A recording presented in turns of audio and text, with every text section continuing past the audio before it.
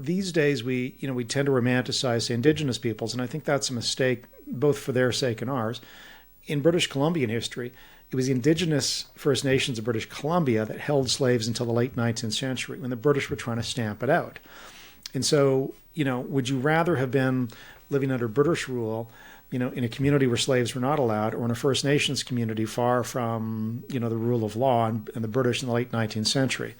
It's not to pick on First Nations. I mean, slavery has been common in human history until very recently.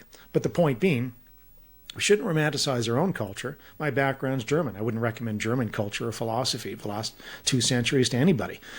But we shouldn't romanticize our own culture or someone else's and pretend, people can easily be divided into all good or all bad.